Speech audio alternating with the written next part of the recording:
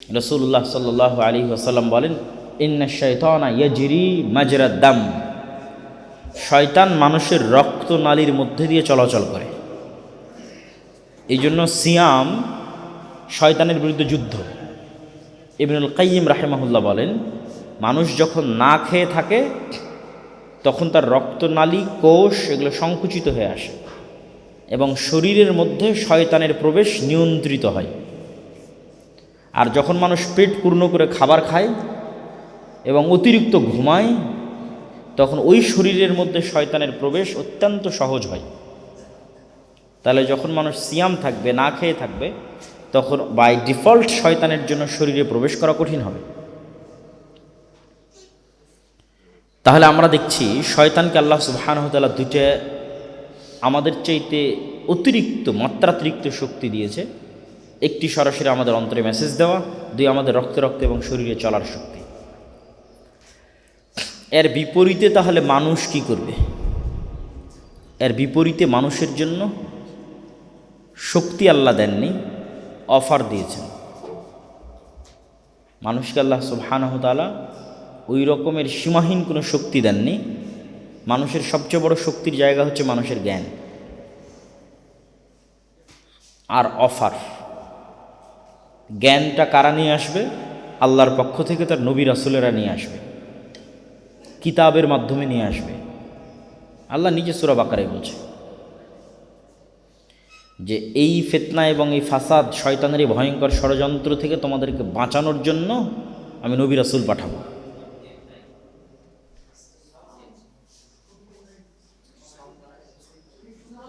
আমার পক্ষ থেকে অবশ্যই তোমাদের নিকটে হেদায়েত আসবে। ফামান তাবিআ হুদায়া ফালা খাউফুন আলাইহিম ওয়ালা হুম ইয়াহজানুন। তো ওই হেদায়েত আল্লাহ নবীদের মাধ্যমে পাঠাবে, ওই জ্ঞান আল্লাহ নবীদের মাধ্যমে পাঠাবে। এই জন্য কিন্তু পৃথিবীর কোনো স্কুল, কলেজ, ইউনিভার্সিটির সিলেবাস আপনাকে বলবে না পৃথিবীতে শয়তানের অস্তিত্ব আছে, শয়তান তোমাদের অন্তরে ওয়াসওয়াসা দেয়, অতএব তোমরা শয়তানের বিরুদ্ধে লড়াই করো। এই নলেজ তো নাই পৃথিবীর কারো কাছে। এই জ্ঞান একমাত্র আল্লাহ নবীদেরকে দিয়েছে। নবীরা ওই কিতাবের মাধ্যমে মানুষের মধ্যে দিয়েছে যে পৃথিবীতে শয়তানের অস্তিত্ব আছে এবং তোমাদের শয়তানের বিরুদ্ধে লড়াই করতে হবে, এবং কন্টিনিউয়াসলি শয়তান তোমাদেরকে জাহান্নামের দিকে নিয়ে যাওয়ার জন্য চেষ্টা করতেছে।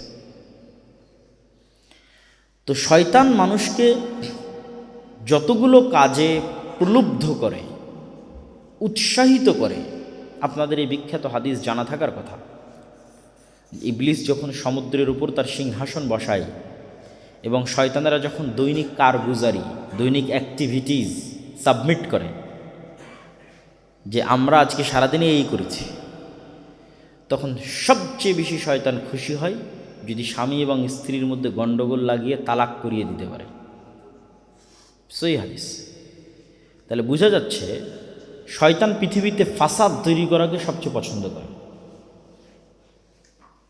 ইন্ডিভিজুয়াল অপরাধ যা আল্লাহর সাথে সম্পৃক্ত, এইটার চাইতেও শয়তান বেশি খুশি হয় যদি সমাজের মধ্যে শান্তি শৃঙ্খলা বিনষ্ট করা যায়। তার প্রমাণ হচ্ছে ওই হাদিস। ইন্ডিভিজুয়াল অপরাধ বলতে আমি কি বুঝালাম? যেমন মানুষ হয়তো তার নিজের জায়গায় কোনো একটা অপরাধ করতেছে, ধরেন সালাত আদায় করলো না, সিয়াম পালন করলো না, অথবা গান শুনতেছে, অশ্লীল দৃশ্য দেখতেছে। এই ইন্ডিভিজুয়াল যে অপরাধগুলো সে করতেছে, অবশ্যই সালাত পরিত্যাগের গুনাহ সবচেয়ে বড়। তবে স্বাভাবিক অপরাধের লিস্টে দেখবেন রাসূলুল্লাহ সাল্লাল্লাহু আলাইহি ওয়াসাল্লাম নিরপরাধ মানুষকে হত্যা করা, এই অপরাধটা, সুদের অপরাধ, এগুলোকে সবসময় শীর্ষস্থানে রেখেছে। শিরকের পরপরই স্থান দেওয়া আছে পিতামাতার অবাধ্যতা, মানে শিরকের গুনাহের পরপরই স্থান দেওয়া আছে কি? পিতামাতার অবাধ্যতা। কি? ফিতনা, ফাসাদ, বিশৃঙ্খলা। তারপরে দেওয়া আছে নিরপরাধ মানুষকে হত্যা। নিরপরাধ মানুষকে হত্যা কি? ফিতনা, ফাসাদ, বিশৃঙ্খলা, মানুষের সাথে সম্পৃক্ত গুনাহ। আমাদের বর্তমান যুগের মুসলমানদের সবচেয়ে বড় সমস্যা হয়েছে যে আমরা ইসলামকে বাহ্যিক কিছু রিচুয়ালস, আনুষ্ঠানিকতার মধ্যে সীমাবদ্ধ মনে করেছি। বাহ্যিক কিছু আনুষ্ঠানিকতার মধ্যে সীমাবদ্ধ মনে করেছি বলতে কি বুঝাচ্ছি? আমরা মুসলমানেরা মনে করেছি যে ইসলাম মানে শুধু 5 ওয়াক্ত সালাত, ইসলাম মানে রমজান আসতেছে সিয়াম না খেয়ে থাকা, ইসলাম মানে হজ করা, ইসলাম মানে মসজিদ মাদ্রাসা আর জালসা হলে কিছু দান করা। এবং এতটুকু ধারণার ভুল প্রয়োগ কিভাবে হয়? একজন শিক্ষক সঠিক সময়ে ক্লাসে উপস্থিত হচ্ছে না, নিয়মিত ক্লাস নিচ্ছে না, অনুপস্থিত থেকে বেতন নিচ্ছে, তারপর সে মনে করতেছে আমার তো দাঁড়িয়ে আছে, আমি তো নামাজি, আমি তো অনেক বড় আল্লাহওয়ালা। তাহলে এই রং কনসেপ্ট কিভাবে তার মাথার মধ্যে ঢুকলো? মানে সে ইসলাম বুঝেই নি যে ইসলাম কি। ঠিক আর একজন AC land, OC, DC, SP, সচিব তার চেয়ারে যখন বসতেছে তখন প্রত্যেকটা স্বাক্ষরের বিনিময়ে ঘুষের অনৈতিক লেনদেন করতেছে। আবার যখন জোহরের আজান হচ্ছে তখন কলমটা রেখে দিয়ে মসজিদে গিয়ে উজু করে মাথায় টুপি দিয়ে লম্বা দাড়ি, হজ উমরা সব করা আছে, আবার নামাজ শেষ করে এসে আবার চলতেছে ঘুষের লেনদেন। এই কারণে মুসলমানদেরকে আল্লাহ সুবহানাহু ওয়া তাআলা নেতৃত্ব দিচ্ছেন না, কেননা তারা নেতৃত্ব পাওয়ার যোগ্য নয়।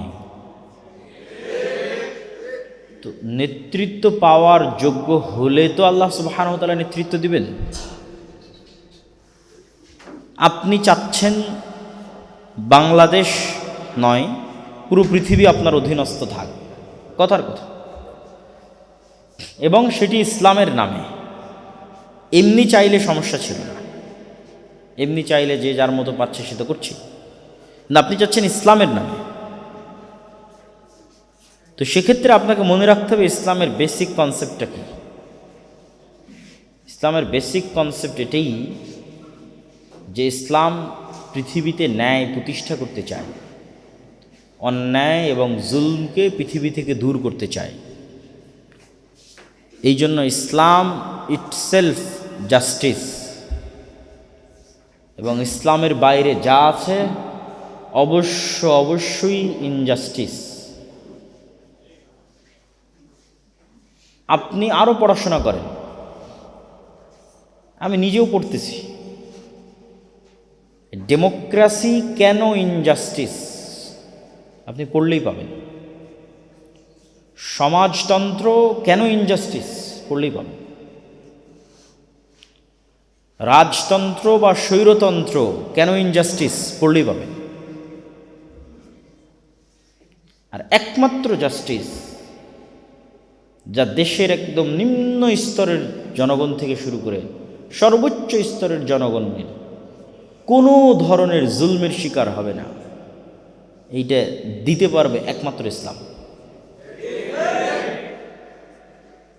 রাসূলুল্লাহ সাল্লাল্লাহু আলাইহি ওয়াসাল্লাম বলেন, ততদিন পর্যন্ত লা তাকুমুস সাআহ হাত্তা ইয়ানজিলা ঈসা ইবনে মারইয়াম, ততদিন পর্যন্ত কিয়ামত হবে না যতদিন না মারিয়ামের সন্তান ঈসা পৃথিবীতে না আসতেছে। আর মারিয়াম আলাইহিস সালাতু ওয়াস সালামের সন্তান ঈসা আলাইহিস সালাতু ওয়াস সালাম পৃথিবীতে যখন আসবেন তখন তিনি হবেন হাকামান মুকসিতা, সমগ্র পৃথিবীতে ন্যায় প্রতিষ্ঠাকারী শাসক। ব্র্যান্ডিংটা দেখেন, আল্লাহর নবী একটা শব্দ দিয়ে ব্র্যান্ডিং করেছে। উনি তো এটাও বলতে পারতেন যে তিনি সমগ্র পৃথিবীতে নারীদেরকে পর্দায় বাধ্যতাকারী শাসক। এটাও বলতে পারতেন যে সমগ্র পৃথিবীতে সকল মানুষকে সালাত আদায়ে বাধ্যতাকারী শাসক। এগুলোও জাস্টিস। সালাত আদায় না করা ইনজাস্টিস, পর্দা না করা ইনজাস্টিস, পর্দা করাই জাস্টিস। এগুলো যখন আপনি গভীর আলোচনা করবেন তখন বুঝবেন। তো তিনি ব্র্যান্ডিং করেছেন কি? সমগ্র পৃথিবীতে ন্যায় প্রতিষ্ঠাকারী শাসক। তার মানে পৃথিবীর মানুষ অবশ্যই একদিন অতিষ্ঠ হবে। সমাজতন্ত্র থেকে যেমন অতিষ্ঠ হয়েছে, গণতন্ত্র থেকেও অতিষ্ঠ হতেই হবে টুডে অর টুমরো, কেননা মানুষ জাস্টিস পাবে না। যখন পৃথিবীর সকল তন্ত্রমন্ত্র ব্যর্থ হয়ে যাবে মানুষকে তার ন্যূনতম অধিকার দিতে, তখনই ইসলামের বিজয় হবে। এবং ওই জন্য ওই ব্র্যান্ডিংটাই করা আছে যে ন্যায় প্রতিষ্ঠাকারী শাসক। পুরো পৃথিবী ন্যায় পরিপূর্ণ হয়ে যাবে, শান্তি এবং নিরাপত্তায় পরিপূর্ণ হয়ে যাবে ইনশাআল্লাহ। এখন আমি যে পয়েন্টের দিকে এগিয়ে যেতে চাচ্ছি সেই পয়েন্টটা হচ্ছে যে রাসূলুল্লাহ সাল্লাল্লাহু আলাইহি ওয়াসাল্লাম ব্র্যান্ডিং করলেন ন্যায় প্রতিষ্ঠাকারী, আর আজকের যুগে ইসলামের ব্র্যান্ডিং পাশ্চাত্য মিডিয়া করে কি সন্ত্রাসী আর জঙ্গি, বলেন নাউজুবিল্লাহ।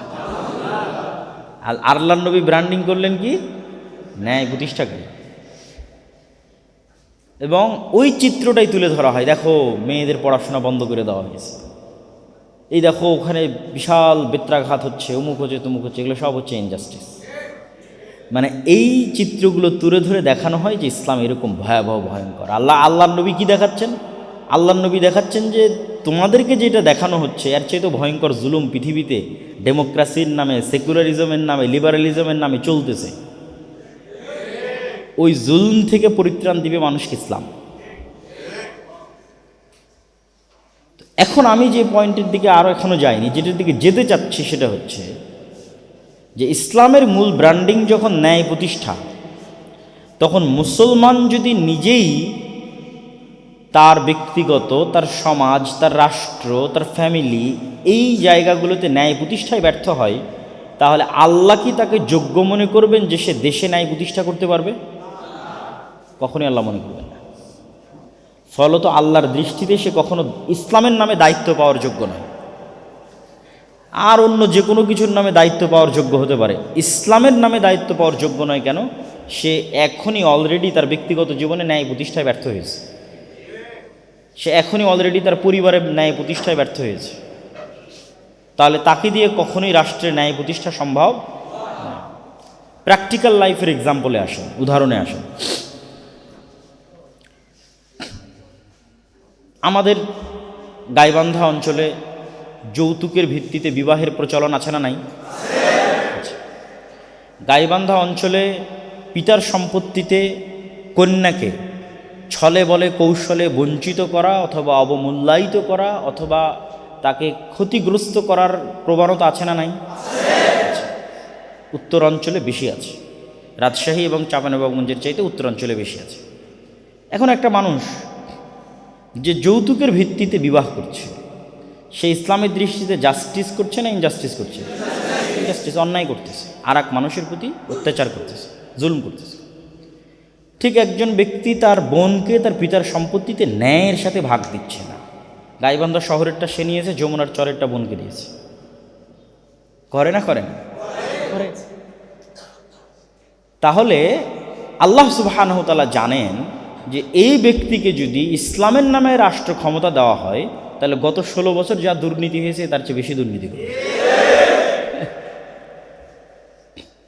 এই জন্য আল্লাহর দৃষ্টিতে ইসলামের নামে রাষ্ট্র ক্ষমতায় যাওয়ার সে যোগ্য না অযোগ্য? অযোগ্য। এই জায়গাতেই হচ্ছে মুসলমানদের সবচেয়ে বড় রোগ, যেহেতু মুসলিমরা দীর্ঘ 190 বছর ব্রিটিশদের গোলাম ছিল, আর গোলাম সত্য বলা শিখে না, গোলাম ন্যায় প্রতিষ্ঠা করা শিখে না। গোলামকে এটাই শেখানো হয় কেমনি রিজিকের জন্য মারামারি করবে, আর একজনেরটা জোর করে খেয়ে নেবে। গোলামদের এটাই টেন্ডেন্সি হয়। তো 190 বছর তারা আমাদের এটাই শিখাইছে, মিথ্যা বলতে হবে, ধোঁকা দিতে হবে, চুরি করতে হবে, অন্যায়ভাবে আর একজনের অধিকার নিয়ে নিতে হবে, তাহলেই তুমি পৃথিবীতে টিকে থাকবা, নাহলে টিকে থাকবা না। ফলত 190 বছর আমাদের রক্তের মধ্যে যেটা মিশে গেছে সেটা থেকে আমরা এখন বের হতে পারিনি। আরও একটা কারণে বের হতে পারিনি, ডেমোক্রেসি ওই চর্চাটাকে অব্যাহত রাখে। গণতন্ত্র এমন একটা সিস্টেম যা মিথ্যা বলার চর্চাকে অব্যাহত রাখে, যা পরস্পর গণ্ডগোল, মারামারি, পাওয়ার প্র্যাকটিস, অন্যায়, জুলমের চর্চাকে অটোমেটিক এই সিস্টেমই অব্যাহত রাখে, না হলে ওই সিস্টেমই টিকবে না। ইটসেলফ সিস্টেম এই জিনিসটাকে রানিং রাখে। ডেমোক্রেটিক সিস্টেমটা এইভাবে গড়ে উঠেছে যে এখানে মিথ্যা বলতেই হবে, এবং তার জ্বলন্ত উদাহরণ আমাদের সামনে আছে। স্বয়ং রাসূলুল্লাহ সাল্লাল্লাহু আলাইহি ওয়াসাল্লামের নামে তৎকালীন মক্কার কাফের মুশরিকদের, কুরাইশদের সর্দার আবু সুফিয়ান যখন লাইভ নাই, রেকর্ড নাই, মোবাইল নাই, কিছু নাই, তখন সে তার চিরশত্রু, চিরন্তন শত্রু যাকে হত্যা করা তার স্বপ্ন, তার নামে মিথ্যা বলেন। এতটুকু পর্যন্ত পার্সোনালিটি আবু সুফিয়ানের ছিল, ব্যক্তিত্ব ছিল। আর আপনি আমাদের ডেমোক্রেটিক যে কোনো মুসলিম কান্ট্রি, যেখানে বলা হচ্ছে মুসলিম কান্ট্রি, আছে ডেমোক্রেটিক সিস্টেম, সেখানে যে কোনো রাজনৈতিক দল আর এক রাজনৈতিক নেতার নামে, আর এক রাজনৈতিক দলের নামে মিথ্যা বলার মাধ্যমেই টিকে আছে। তাহলে যেইখানে রাজনৈতিক চর্চাটাই মিথ্যার উপর, সেখানে আপনি কি এটা কল্পনা করতে পারেন যে আল্লাহ ইসলামের নামে তাদেরকে রাষ্ট্র ক্ষমতা দিবে? অসম্ভব। তো আমরা যেই বিষয়টা থেকে আমাদের মানুষের বা মানুষের সৃষ্টি রহস্যের শুরু থেকে যেই দিকে, আমি যেহেতু এটি স্কুল কলেজ সবার জানাশোনা এবং বুঝার একটা চিন্তার একটা শক্তি হয়েছে, সেহেতু কিছু অবশ্যই চিন্তার খোরাক দেওয়া উচিত। তো মুসলমানেরা যদি মনে করে যে তাদেরকে মুক্তি পেতে হবে, তাহলে আগে তাদেরকে লিডার হতে হবে, নেতা হতে হবে। নেতা কিভাবে হবে? নেতা হওয়ার যোগ্য হতে হবে। চুরি, ডাকাতি, ছিনতাই, অন্যায়, মিথ্যা সব গোলামের স্বভাব, কৃতদাসের স্বভাব। স্বাধীন, আত্মমর্যাদা সম্পন্ন, সেলফ রেসপেক্টেড মানুষের স্বভাব নয়। লিডার নেতার স্বভাব নয়। তাহলে মুসলমানদেরকে আগে লিডার হওয়ার যোগ্য হতে হবে। যেই দিন থেকে সে ভাববে আমি লিডার হব, সেই দিন থেকে তাকে তার ব্যক্তিগত, তার পরিবার, তার সমাজ, তার স্কুল, তার কলেজ, তার রাষ্ট্র, সকল ক্ষেত্রে সর্বোচ্চ পর্যায়ে চেষ্টা করতে হবে ন্যায় প্রতিষ্ঠা করার, সত্য বলার, সত্যকে প্রতিষ্ঠা করার, মিথ্যার সাথে কম্প্রোমাইজ না করার, লয়ালিটি ঠিক রাখার, সেলফ রেসপেক্ট, আত্মমর্যাদা, আত্মসম্মান ঠিক রাখার। তখন আস্তে আস্তে সে লিডার হবে, নেতা হবে। সে যদি ওসি হয়, ডিসি হয়, এসপি হয়, মন্ত্রী হয়, প্রিন্সিপাল হয়, টিচার হয়, স্টুডেন্ট হয়, বিজনেসম্যান হয়, যে কোনো পেশায় সে আছে না কেন, সেখানে যখন সে তার লয়ালিটি, তার সেলফ রেসপেক্ট, সত্যবাদিতা, ন্যায়পরায়ণতা, আমানতদারিতা, এই জিনিসগুলো রক্ষা করবে, পাশাপাশি ইনজাস্টিসের বিরুদ্ধে আওয়াজ উঠাবে, অন্যায়ের বিরুদ্ধে আওয়াজ তুলবে, তখন অটোমেটিক সে লিডার হবে, যোগ্য নেতা হবে।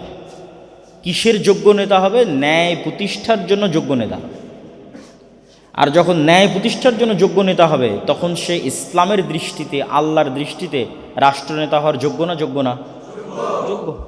তখন আল্লাহ সুবহানাহু ওয়া তাআলা তাকে একটা সুযোগ দিবেই, যেভাবেই হোক আল্লাহ সুবহানাহু ওয়া তাআলা তাকে সুযোগ দিবে যে সে রাষ্ট্রের দায়িত্ব নেবে, এলাকার দায়িত্ব নেবে, অঞ্চলের দায়িত্ব নেবে, এটা আল্লাহ সুবহানাহু ওয়া তাআলা সুযোগ করে দেবে। কিন্তু ওই প্র্যাকটিসটা, ওই চর্চাটা আমাদের করতে হবে। এবং আমি মনে করি ওই চর্চাটা করার এখনই সুবর্ণ সুযোগ। কেন সুবর্ণ সুযোগ? গত 16 বছর যে রাজনৈতিক জগদ্দল পাথর ফ্যাসিজমের বাংলাদেশের এমন একটা সিস্টেম তৈরি করেছিল যে একদম গ্রাম পর্যন্ত, একদম পাড়া পর্যন্ত সিন্ডিকেট ছিল, যে আপনি পাড়া, গ্রাম, মহল্লা পর্যন্ত আপনি ন্যায় প্রতিষ্ঠার জন্য কিছু করবেন এটার সুযোগ ছিল না, বরং জিম্মি হয়ে থাকতে হতো মানুষজনকে নির্দিষ্ট একটা দলের সিন্ডিকেটের প্রতি। কিন্তু এখন মানুষের মধ্যে যে ওপেননেস আছে, গোলামদের স্বভাব দেখেন, আমরা যে গোলামের কওম, গোলামের জাতি, তার স্বভাব দেখেন। এই জন্য গোলামদের মুক্তি হয় না। এই গোলামির চর্চা যতদিন থাকবে মুক্তি হবে না। আমরা গোলাম দেখে এত বড় একটা শান্তি প্রতিষ্ঠার সুযোগ, নিরাপত্তা প্রতিষ্ঠার সুযোগ, ন্যায় প্রতিষ্ঠার সুযোগ, একটা জগদ্দল পাথর থেকে মুক্ত হওয়ার সুযোগ পাওয়ার পরও স্বেচ্ছায়, ইচ্ছাকৃতভাবে আর একটা দলের গোলামি করার জন্য, চাঁদাবাজি করার জন্য, চুরি করার জন্য, ছিনতাই করার জন্য এরাই দৌড়াচ্ছে। এটাই হচ্ছে গোলামদের নেচার। স্বাধীন, আত্মমর্যাদা সম্পূর্ণ মানুষের নেচার এরকম না। তাকে এই কালচার টিকিয়ে রাখতেই হবে। এই চুরি, ছিনতাই, ডাকাতি, রাহাজানি, খুন, ধর্ষণ, চাঁদাবাজি, এই কালচার টিকিয়ে রাখতে হবে। ফলত আজকে গাইবান্ধা বাজারে আগের দিন যে চাঁদাবাজি করতো, এখন তার জায়গায় আরেকজন রিপ্লেস হয়ে গেছে। আর ওই রিপ্লেস করার সুযোগ জনগণই দিচ্ছে। কেন? জনগণ গোলাম, তাদের এই গোলামির কালচার ভালো লাগে। তো এই জায়গায় আমি মনে করি ছাত্র জনতা হোক, মসজিদ মাদ্রাসা হোক, যখন ব্রিটিশদের বিরুদ্ধে আন্দোলন হতো তখন ফরাইজি আন্দোলন বলেন, মীর নিসার আলী তিতুমিরের আন্দোলন বলেন, এগুলোর মূল লক্ষ্য এবং উদ্দেশ্য কিন্তু ছিল মসজিদ ভিত্তিক সমাজ ব্যবস্থা গড়ে তোলা এবং মসজিদকে এম্পাওয়ার করা, এম্পাওয়ারমেন্ট অফ মস্ক, মসজিদকে শক্তিশালী করা। কিন্তু গত 16 বছরে সবচেয়ে দুর্বল শক্তি যদি কেউ হয়ে থাকে তাহলে এই মসজিদ, দ্বীনি প্রতিষ্ঠান, মাদ্রাসা এগুলো হচ্ছে সবচেয়ে দুর্বল শক্তি। তো এই চর্চাটা যদি শুরু হয় যে একটা বাজারের উপর একটা মসজিদ আছে, মেইন বাজারের উপর, তো সেই বাজারেও চাঁদাবাজি হয় কেন? মসজিদ কি চেষ্টা করতে পারে না? মসজিদের যুবকেরা কি চেষ্টা করতে পারে না যে বাজার থেকে যদি কিছু উঠানোই হয় তো সেটা মসজিদের মাধ্যমেই ন্যায়ের পথে ব্যয় হবে, আর নাহলে বাজার থেকে কিছু উঠানোই হবে না? কিন্তু সেই চেষ্টা, সেই চিন্তাটা নাই। তো এইটা সুযোগ যে নিজ নিজ জায়গা থেকে অন্যায়ের বিরুদ্ধে আওয়াজ ওঠানো এবং অন্যায়কে সুযোগ না দেওয়া, দ্বিতীয়বার আরেকবার অন্যায়কে প্রমোট করা, অন্যায়কে চান্স না দেওয়া, যেটা আমরাই দিচ্ছি, আমাদের সমাজ দিচ্ছে, আমাদের জনগণ দিচ্ছে। এবং সেই জায়গাতেই মূলত মসজিদ, মাদ্রাসা, দ্বীনি শিক্ষা প্রতিষ্ঠান, আলেম ওলামা, তাদেরও কাজ করার অনেক জায়গা আছে। এই জায়গাগুলো নিয়ে আমাদের কাজ করা উচিত। যে মসজিদ মানে শুধু সালাতের জন্য দাওয়াত দিবে এটা কেন? মসজিদ থেকে যৌতুক বন্ধ করার আহ্বান আসতে পারে না? আসতে পারে। মসজিদের ইমাম সাহেব এই আহ্বান দিতে পারে না? মসজিদের যারা মসজিদের সাথে কানেক্টেড যে যুবকেরা আছে তারা আহ্বান দিতে পারে না যে এই গ্রামে যৌতুকের ভিত্তিতে কোনো বিবাহ হবে না? দিতে পারে। এই গ্রামে যে ব্যক্তি মারা যাবে তার কন্যা সন্তানকে তার সম্পত্তি ন্যায়ের সাথে বুঝিয়ে দিতে হবে, দিতে পারে। তো ইসলামের এই মূল জিনিসটা আমাদের বুঝতে হবে যে ইসলাম ইটসেলফ জাস্টিস, এবং ইসলামই একমাত্র মানব জাতিকে ন্যায়, নিরাপত্তা, জাস্টিস দিতে পারে। সুতরাং এটিকে চর্চা করলে আপনি নেতা হবেন, আল্লাহর দৃষ্টিতে যোগ্য নেতা হবেন। শুরু হতে হবে নিজের পরিবার থেকে, নিজের ফ্যামিলি থেকে। আপনি আপনার বাবা মায়ের সাথে ন্যায় করছেন কিনা, আপনার স্ত্রীকে ন্যায়ের সাথে তার অধিকার বুঝিয়ে দিচ্ছেন না, এটা একজন আদর্শ নেতার বৈশিষ্ট্য, একজন আদর্শ লিডারের বৈশিষ্ট্য। যে সে যেমন তার বাবা মায়ের হক এবং অধিকার বুঝিয়ে দেয়, তার সন্তান সন্ততির হক অধিকার বুঝিয়ে দেয়, তার স্ত্রীর হক এবং অধিকার বুঝিয়ে দেয়, তার বোনের হক এবং অধিকার বুঝিয়ে দেয়, তার কর্মস্থলে যার থেকে বেতন নিচ্ছে তার হক এবং অধিকারও বুঝিয়ে দেয়, পাওনা বুঝিয়ে দেয়। শিক্ষক যদি হয় সঠিক সময় ক্লাসে যায়, সঠিক সময় ক্লাস থেকে আসে, ফাঁকি দেয় না। টিচার যদি হয় সে নিয়মিত যায়। তো এই ন্যায় প্রতিষ্ঠা করার চর্চাটা আমাদেরকে বাড়াতে হবে, এবং এটি আল্লাহ সুবহানাহু তাআলার পৃথিবী সৃষ্টির মানুষের মধ্যে ন্যায় নিরাপত্তা প্রতিষ্ঠা করা, শান্তি নিরাপত্তা প্রতিষ্ঠা করা, মানুষ ফিতনা ফাসাদ ছড়াবে না, অন্যায় করবে না, জুলম করবে না, এটি মানবজাতিকে সৃষ্টি করার অন্যতম একটা লক্ষ্য এবং উদ্দেশ্য। এবং মানুষ আল্লাহ সুবহানাহু ওয়া তাআলার ইবাদতের মাধ্যমেই, আল্লাহ সুবহানাহু ওয়া তাআলার দাসত্বের মাধ্যমেই এই জায়গায় আসতে পারবে। কৃত্রিম কোনো আইন কানুনের মাধ্যমে আসতে পারবে না। কেন? তার উদাহরণ শুরুতেই দিয়েছে যে কৃত্রিম আইন কানুন সুযোগের অপেক্ষায় ভেঙে পড়ে। আর যখন অভ্যন্তরীণভাবে, প্রাকৃতিকভাবে জিনিসটা তৈরি হয় আল্লাহর আনুগত্যের মাধ্যমে, আল্লাহর দাসত্বের মাধ্যমে, তখনই সেটা সাস্টেইন করে। তখন পুলিশ না থাকলেও চুরি ডাকাতি হবে না, পুলিশ আর্মি না থাকলেও চুরি ছিনতাই রাহাজানি হবে না, ধর্ষণ হবে না। কেননা প্রাকৃতিকভাবে মানুষের নেচার ডেভেলপ হয়েছে আল্লাহর আনুগত্যের মাধ্যমে, আল্লাহর দাসত্বের মাধ্যমে, রাসূলুল্লাহ সাল্লাল্লাহু আলাইহি ওয়াসাল্লামের অনুসরণের মাধ্যমে। সম্মানিত উপস্থিতি, আমি আমার বক্তব্যকে দীর্ঘায়িত করতে ইচ্ছুক নই। আল্লাহ সুবহানাহু তাআলার পরিচয়, আল্লাহর যে তিনি যে আসমান এবং জমিন এবং মানুষকে সৃষ্টি করেছেন, এই সৃষ্টির রহস্য, এ বিষয়ে আমাকে বলতে বলা হয়েছে। আল্লাহর পরিচয়ের উপর আর দু একটি কথা বলে আমি আমার বক্তব্যের শেষের দিকে চলে যাব। আল্লাহ সুবহানাহু তাআলার পরিচয় যদি আমরা সংক্ষিপ্তভাবে জানতে চাই তাহলে তাওহীদুর রুবুবিয়্যাহ, তাওহীদুল উলুহিয়্যাহ এবং তাওহীদুল আসমা ওয়া সিফাত, এই বিষয়গুলো খুবই জরুরি। তাওহীদুর রুবুবিয়্যাহ মানে রব হিসেবে আল্লাহ, তাওহীদুল উলুহিয়্যাহ মানে ইলাহ হিসেবে আল্লাহ, তাওহীদুল আসমা সিফাত মানে নাম ও গুণাবলীতে আল্লাহ। রব হিসেবে আল্লাহ মানে কি? যিনি সৃষ্টি করেন, যিনি খাওয়ান, যিনি পরান, যিনি রুজিরুটির মালিক, যিনি জীবন মৃত্যুর মালিক, তিনি রব। যিনি আসমান জমিনের মালিক, যিনি সৃষ্টি করেছেন, যিনি বৃষ্টি বর্ষণ করেন, যিনি পাহাড় তৈরি করেছেন, নদী প্রবাহিত করেছেন, সমুদ্র দিয়েছেন, তিনি রব। আর রব হিসেবে আল্লাহ বা রব হিসেবে এক সৃষ্টিকর্তা সবাই বিশ্বাস করে, 99.99% মানুষ বিশ্বাস করে। হিন্দু, বৌদ্ধ, ইহুদি, খ্রিস্টান প্রায় সবাই। ইলাহ হিসেবে আল্লাহ, সমস্যা এখানে।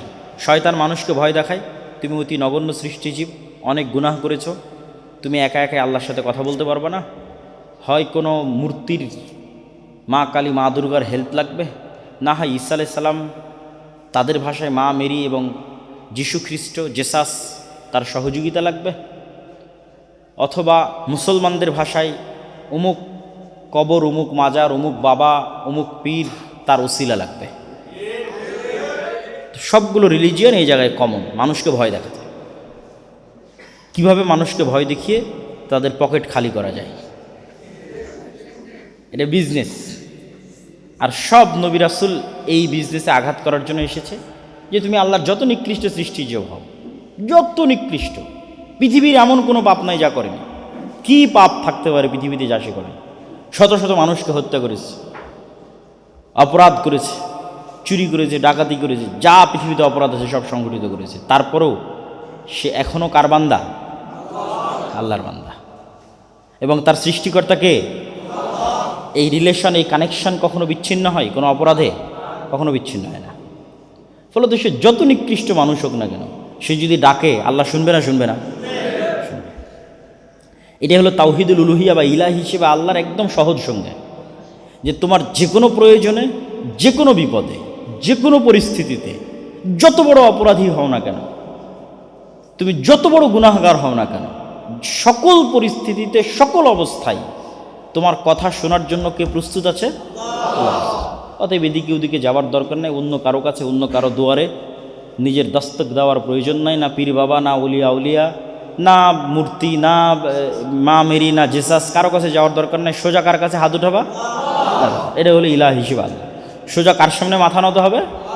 আল্লাহর সামনে। এটাই হলো ইসলামের মূল কনসেপ্ট। নাম এবং গুণাবলিতে আল্লাহ কি? নাম এবং গুণাবলিতে আল্লাহ সুবহানাহু ওয়া তাআলা হচ্ছে,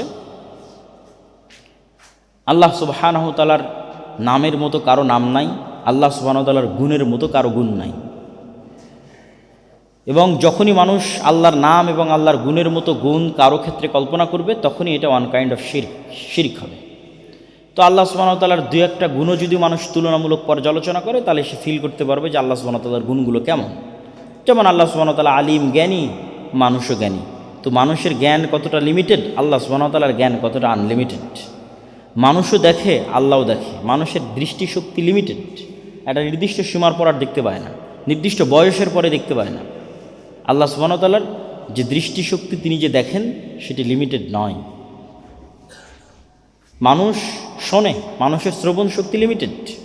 এখনই ওই কোনার ভাই বলল সাউন্ডটা বাড়িয়ে দেন, কিন্তু অ্যাট এ টাইম এখন পৃথিবীতে যত মানুষ কথা বলতেছে, সকলের কথা আল্লাহ শোনেন না? শুনছেন না? সকলের কথা আল্লাহ শুনছেন।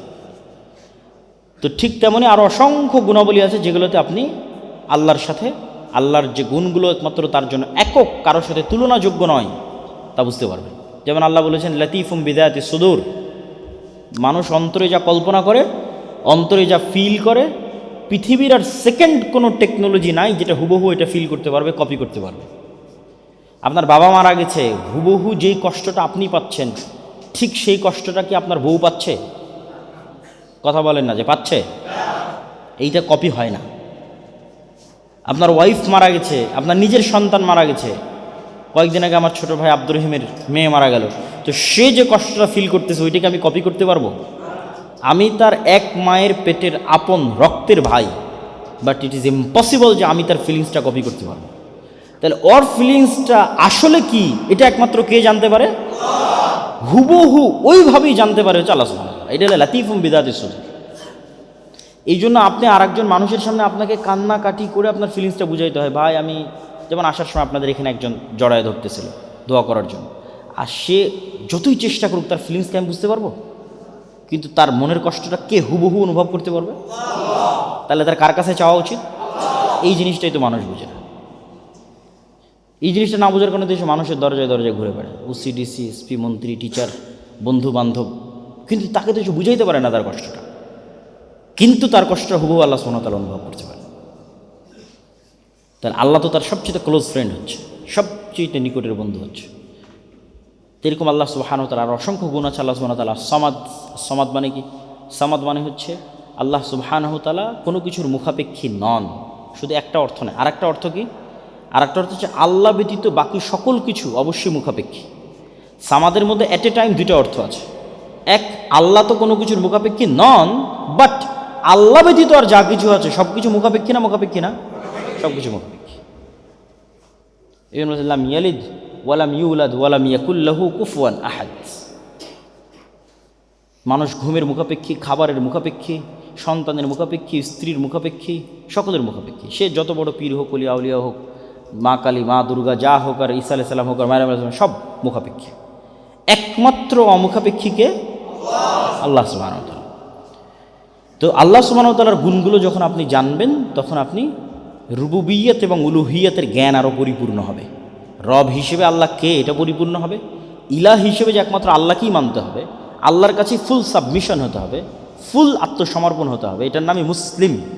আসলামা ইউসলিমু, মুসলিম মানে হ্যান্ডস আপ, আত্মসমর্পণ, পরিপূর্ণ পূর্ণাঙ্গ আত্মসমর্পণ। কার সামনে? আল্লাহ সুবহানাহু ওয়া তাআলার সামনে। ওইটাই হচ্ছে আল্লাহকে ইলাহ হিসেবে স্বীকৃতি দেওয়া, যে আশহাদু আল্লা ইলাহা ইল্লাল্লাহ, আমি সাক্ষ্য দিচ্ছি আল্লাহ ব্যতীত কোনো ইলাহ নেই। এইটার মাধ্যমে আমি আমার পূর্ণ সাবমিশনটা আল্লাহর সামনে করে দিচ্ছি। ফলত আমি আল্লাহর আদেশ নিষেধ, আল্লাহ সুবহানাহু ওয়া তাআলার কথা, সকল কিছু বিনা বাক্য ব্যয়ে, বিনা প্রশ্ন উত্থাপনে আমি মানতে বাধ্য।